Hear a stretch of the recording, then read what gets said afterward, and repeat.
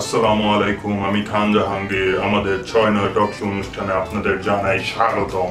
আজকে আমাদের আলোচনার বিষয় হলো কেন তাহসান মিথিলার ডিভোর্স নিয়ে ফেসবুকে এত তোলপাড়, কেন, ওয়াই।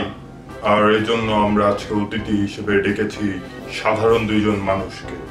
তো আমার এই পাশে আছে মিস ময়না, আর এই পাশে আছে মিস্টার মিঠু।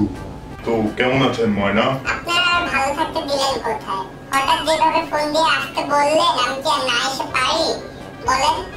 আমি না অসুস্থ ছিলাম জানেন, তারপরে এসেছি। আমার এই আঙ্গুলটা না, এই নখটায় হঠাৎ কি যে ব্যথা, কি যন্ত্রণা শুরু হয়েছিল।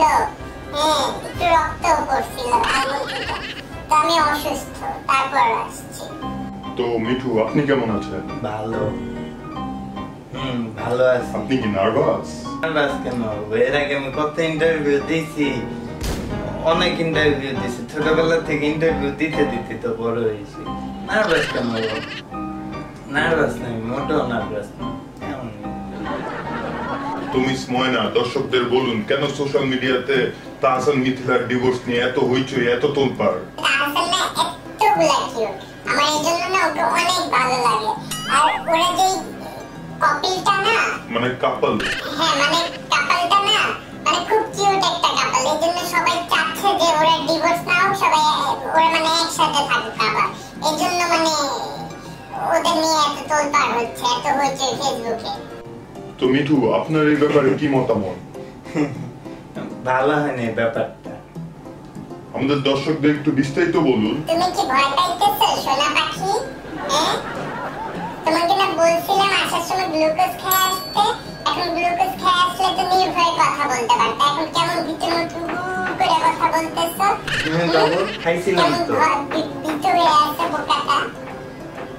আসলে তাহসান মিথিলার ব্যাপারটা নিয়ে সবাই হইচই শুধুই করতেছে। এটা তাদের পার্সোনাল ম্যাটার, বুঝেন নাই?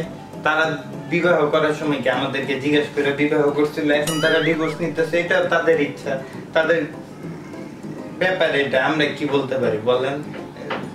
শুধু এটা হইচই করতেছে। হইচই করার কোনো মানে উচিতই না আমার হিসেবে, মানে এটা উচিত না। হ্যাঁ, তুই কি বলতেছ পাশান? হ্যাঁ, তোর মনে কোনো দয়া মায়া নাই? কথায় তুই করে করে না দেখি একটা চ্যানেলে আসছে, এমন করলে কিন্তু ব্রেকআপ, বুঝো? তুই অনেক চেঞ্জ হয়ে গেছিস মিঠু, তুই অনেক চেঞ্জ হয়ে গেছিস। আগে তোর জুতাটা পিটাইলো, তুই জীবনে ব্রেকআপের কথা কইতি না। তুই কেমন আমার ব্রেকআপের কথা কইতি? তাহসানের মতো আমার ডিভোর্স দিয়ে দিবি, তাহসানের মতো আমারে। আজব, আমাদের তো বিয়েই হইলো না। কি কোথা থেকে কি নিয়ে যাইতেছে আমি কিছুই বুঝতেছি না। আজব। তাও তো কথা, তাহসান মিথিলার 11 বছর সংসার, তাও ডিভোর্স হয়ে যেতেছে। আর তুই তো আমার বিয়ে করাস না, তুই তো ডিভোর্স দিতেই পারস। তারপর আমার তুই পাশান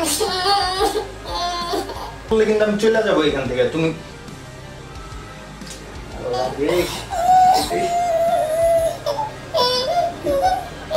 আমার ইজ্জত খেয়াল আইতেছে। কি করলাম এখন? আমার কথা তোর ভালো লাগবে না আমি জানি। এখন আমি পুরানে গেছি না, এখন তোর আমার কথা ভালো লাগবে না। নিজের ওপর তো এখন তুই চিনবিও না।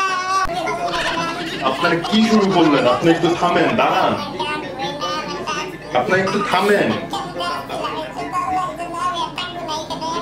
দর্শক, আপনারা দেখতেই পাচ্ছেন এখানে পরিস্থিতি খুবই গরম। আমরা আবার ফিরে আসবো নেক্সট এপিসোডে। ততক্ষণ আমাদের সাথেই থাকুন বা আমাদের চ্যানেলের সাথে থাকুন। আর ভালো লাগলে অবশ্যই সাবস্ক্রাইব, শেয়ারও করে দিন ভাই।